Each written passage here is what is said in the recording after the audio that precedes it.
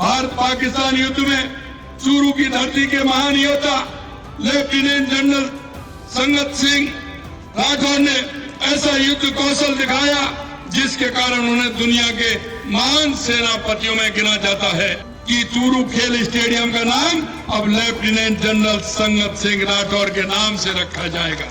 हमने deputy chief minister CM Bhajanlal ji, हमने राजनाथ सिंह जी, हम यहाँ तक कि मिस्टर पुरी जो हरदीप पुरी जो है हरदीप पुरी जी जी उनको भी लेटर लिखा था, और यहाँ तक कि पीएमओ वहाँ भी हमने लेटर लिखा था।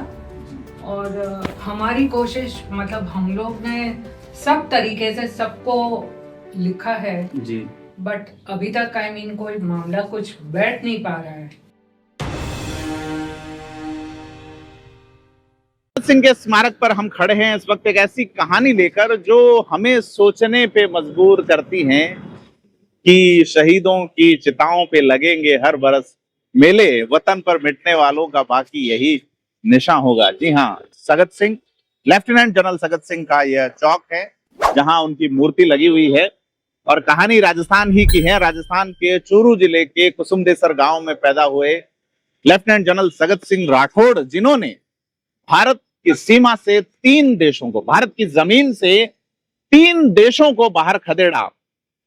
गोवा, पुर्तगाल को बाहर खदेड़ा, नाथुला चीन को बाहर खदेड़ा और बांग्लादेश से पाकिस्तान को खदेड़ा।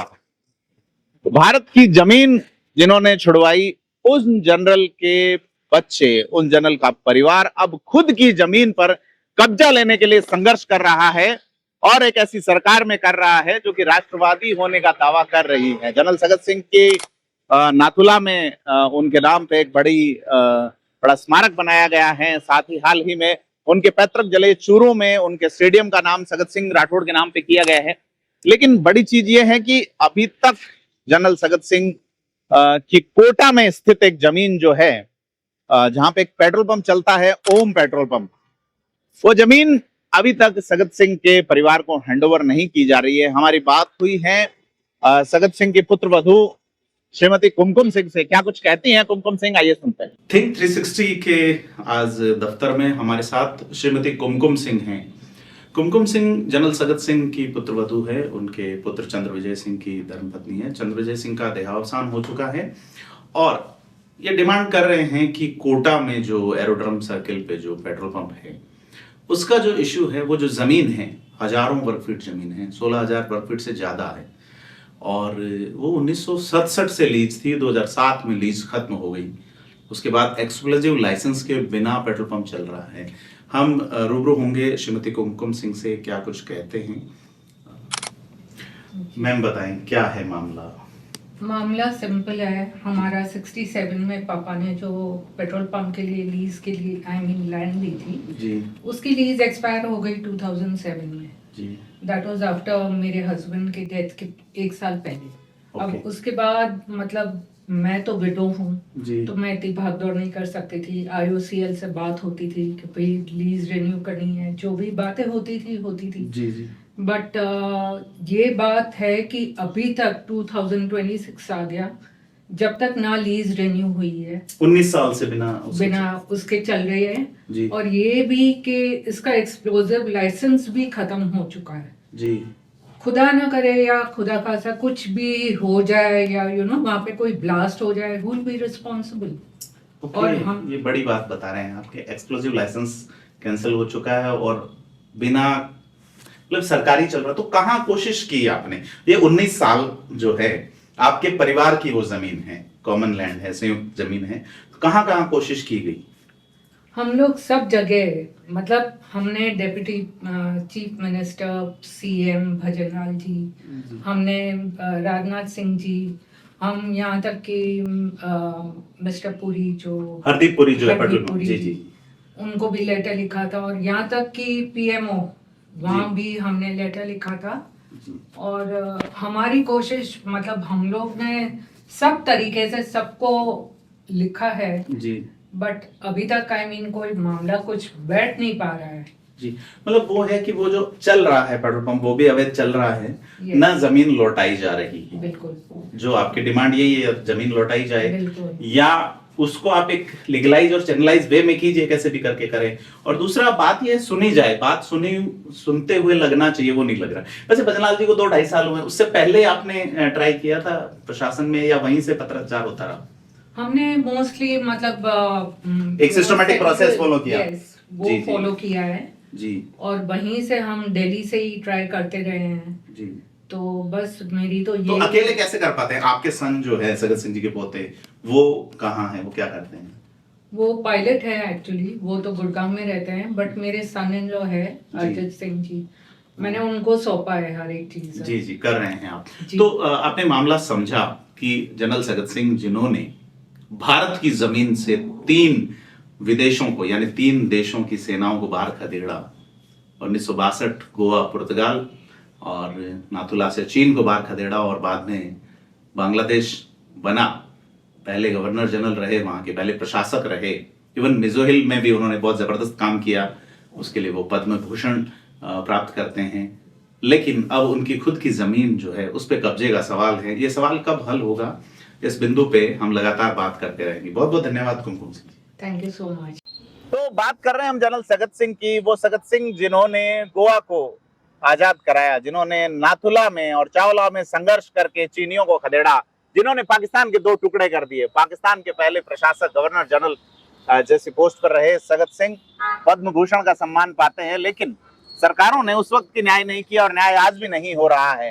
केवल एक स्टेडियम नाम कर देने या कुछ मूर्तियां लगाने देने से क्या एक शहीद या एक वीर सैनिक की प्रतिष्ठा हो जाती है, बड़ा सवाल है।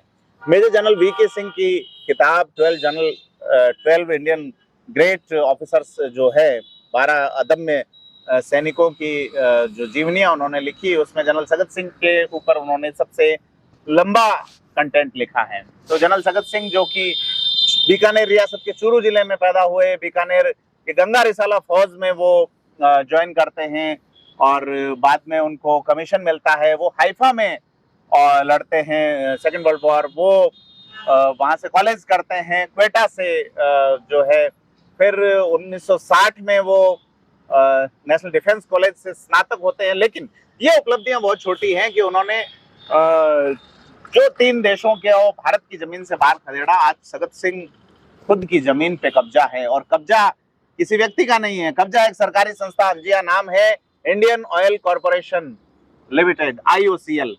हुआ यूं था 1967 में जब सगत सिंह नाथुला क्लैश के बाद जब उन्होंने कोटा में एक जमीन खरीदी उनके परिजनों के नाम से, और बाद में उस जमीन पे IOCL की जो तत्कालीन संस्था हुआ करती थी, पहले उसको ये जमीन दी पेट्रोल पंप चलाने के लिए। तो पेट्रोल पंप कोटा का एरोड्रम सर्किल 16,500 वर्ग फीट से अधिक करोड़ों की जमीन है और कहते हैं पेट्रोल पंप की सेल बड़ी गजब की है।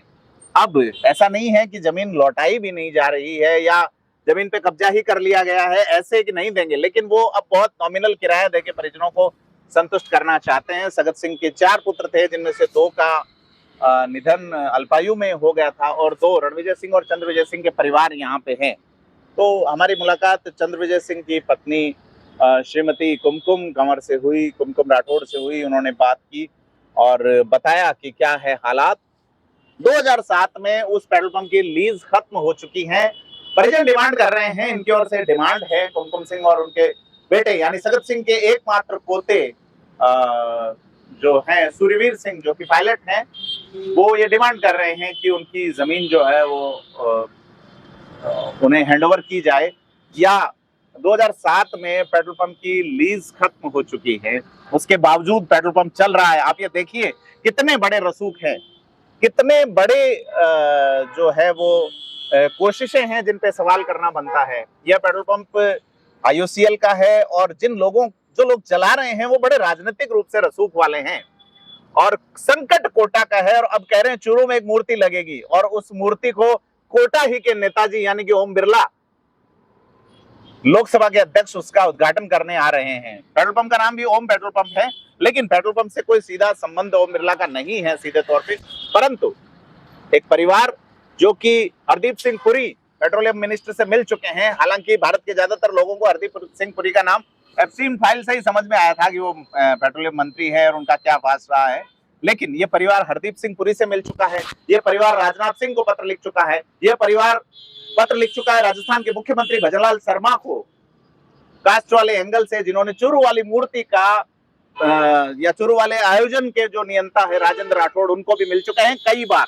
आप चित्रों में देख सकते हैं कुमकुम सिंह और उनके परिजनों की सुनवाई फिलहाल तक नहीं हुई है। आप और हम अगर एक पेट्रोल पंप चलाते हैं या कोई भी ऐसी व्यवस्था चलाते हैं जिसमें आपको लाइसेंस लेना होता है, जिस दिन निरस्त हुआ उसके बाद अवैध होता है, लेकिन 2007 के बाद लाइसेंस रिन्यू नहीं हुआ है।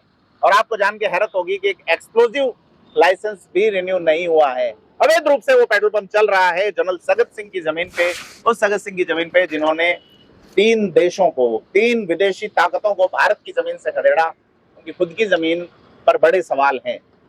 क्या बिना एक्सप्लोजिव लाइसेंस के चल रहे उस पेट्रोल पंप पर कोई हादसा होता है तो उसका जवाब दे कौन? प्रशासन, नेता और एजेंसियां तमाम मौन हैं, खामोश हैं। हमारी बात हुई सगत सिंह के पोते सूर्यवीर सिंह से। क्या कुछ कहते हैं सूर्यवीर सिंह, आइए सुनते हैं। मेरा नाम सूर्यवीर सिंह है। मैं जनरल सगत सिंह, जो 71 Bangladesh war, Nathula 67 war liberation के वॉर हीरो हैं, मैं उनका ग्रैंडसन हूँ। मैं जिस मामले की बात कर रहा हूँ, ये मामला बेसिकली मेरे ग्रैंडफादर ने एक धान मंडी से ज़मीन खरीदी थी। उसके बाद में ये 67 में जिस टाइम पे मेरे ग्रैंडफादर चाइनीज से लड़ रहे थे नाथुला में, उस टाइम पे उन्होंने ये ज़मीन IBP जो हुआ करती थी, विच लेटर बिकेम IOCL, उनको लीज पे दी हुई थी। 2007 में जब मेरे माय फादर चंद्रविजय सिंह, जो जनरल सगत सिंह के यंगर सन हैं, हु पास्ट अवे, उसके बाद में जो ये इसकी लीज जो है जो एक्सपायर हो चुकी थी, उसके बाद से हमने काफ़ी बार IOCL से बात करने की कोशिश करी है। इस लीज को रिन्यू करके हमने IOCL को ये तक बोल दिया है कि ये ज़मीन जो है ये लोग छोड़ दें। फाइनली हमने यहाँ तक हमने प्रधानमंत्री जी को भी एक चिट्ठी लिखी इसके बारे में, जिससे IOCL को उनको डायरेक्टिव आया था हमसे बात करने के लिए, बट उसमें भी कुछ हुआ नहीं है। Finally we wrote to PESO, the explosive department, कि ये जो पंप है ये बिना लीज के चल रहा है। तो पेसो ने लास्ट ईयर इसका जो रिन्यूअल होता है, पंप का जो लाइसेंस होता है, ये 31 दिसंबर 2025 में एक्सपायर हो चुका है। ये पंप अब इलीगली चल रहा है, जिसको लेके हमने कोटा DM कलेक्टर तक को एक लेटर लिखा है, जिसमें आई थिंक कलेक्टर ने भी एक डायरेक्टिव दिया है for to IOCL। The only problem is कि my mother since 2007, after my father has passed away, she has been fighting this case all alone. She has got no help from anyone, despite in-law of such a war hero that India has produced. My only appeal is that IOCL ये pump खाली करे, ये जो illegally pump चल रहा है इसको ये विकेट करें, और जो जमीन है जो हमारी है हमें वापस दे दे। तो कहानी जो है वो चकचोरती है कि जो देश के लिए लड़े, जिन्होंने देश की जमीन बचाई, उनके बच्चों को आज अपनी जमीन पर हक के लिए संघर्ष करना पड़ रहा। कुछ लोग ये भी कह सकते हैं कि परिवार के 2 पुत्र हैं, दोनों में से एक क्या चाहता है, दूसरा क्या चाहता है। लेकिन उससे पहले सवाल है कि क्या भूमि या वो प्लॉट या वो जमीन जिस पे ऑब्जेक्शन है, जिस पे अभी तक लाइसेंस रिन्यू नहीं, क्यों नहीं परिजनों से बैठा के बात की जाती, क्यों नहीं इनकी सुनवाई होती, क्यों नहीं संतोषजनक जवाब दिया जाता। इसमें सही कौन है, गलत कौन है, ये अलग इशू है। और सवाल ये है कि आप चाहे डबल इंजन सरकार की बात करो, चाहे तमाम व्यवस्थाओं की बात करो, परिजन जो है वो संघर्ष करते हुए नजर आते हैं। एक्सप्लोजिव लाइसेंस नहीं होने के बावजूद कोटा के कलेजे पे पेट्रोल पंप का संचालन, कोई हादसा होता है, कौन जिम्मेदार होगा? मेरी जब बात हुई इनके परिजनों से, जो कुमकुम सिंह के दामाद अर्चित इस मामले को देख रहे हैं, तो अर्चित सिंह सत्तावत ने बताया कि RTI का जवाब तक नहीं दिया जा रहा। क्या है ऐसा? बड़ा सवाल है। आपको हमें सोचना चाहिए। कोटा का मुद्दा है, कोटा से ही ओम बिरला सांसद है और ओम बिरला ही इस मूर्ति के अनावरण के लिए आ रहे हैं चूरू में। अप्रैल माह में भी मूर्ति का अनावरण या लोकार्पण जो भी होना है, बड़ा सवाल है। क्या परिजनों की बात सुनी जाएगी? सवाल हम आप पे छोड़ते हैं, जिसका जवाब आना चाहिए।